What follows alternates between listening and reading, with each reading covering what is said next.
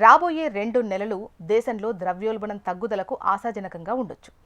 SBI research నివేదిక ప్రకారం బంగారం మినహా అన్ని వస్తువుల రీటైల్ ద్రవ్యోల్బణం రాబోయే 2 నెలల్లో 0 కంటే తక్కువగా ఉంటుందని అంచనా వేస్తున్నారు. ఇది భారతదేశంలో చాలా తక్కువ ద్రవ్యోల్బణ వాతావరణాన్ని ప్రతిబింబిస్తుంది.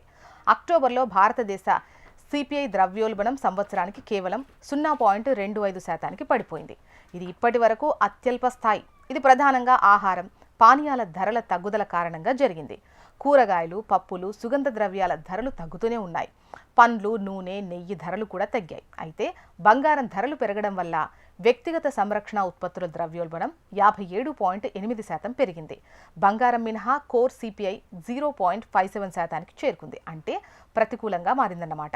అక్టోబర్లో 4.33% వద్ద కోర్ సిపిఐ, సెప్టెంబర్లో 4.36%, దాదాపుగా అలాగే ఉంది. అయితే బంగారం మినహా కోర్ సిపిఐ 2.6%కి తగ్గింది. ఇటీవల జీఎస్టీ రేటు సవరణ ద్రవ్యోల్బణాన్ని తగ్గించడంలో సహాయపడిందని ఎస్బీఐ రీసెర్చ్ చెబుతోంది. ప్రారంభంలో ద్రవ్యోల్బణం 65 నుంచి 75 బేసిస్ పాయింట్లు తగ్గుతుందని అంచనా వేయబడింది. కానీ వాస్తవానికి అది 85 బేసిస్ పాయింట్లు తగ్గింది. అయితే అన్ని రాష్ట్రాల్లో ద్రవ్యోల్బణ స్థాయిలు ఒకేలా లేవు.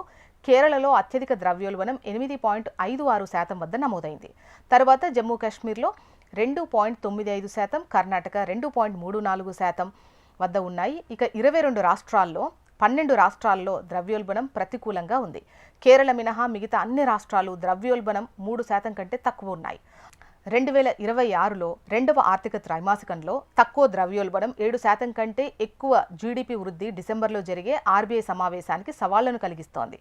వృద్ధికి మద్దతు ఇవ్వడం, ద్రవ్యోల్బణాన్ని నియంత్రించడం మధ్య సమతుల్యతను సాధించడం ఆర్బీఐకి కష్టమని చెప్పాలి.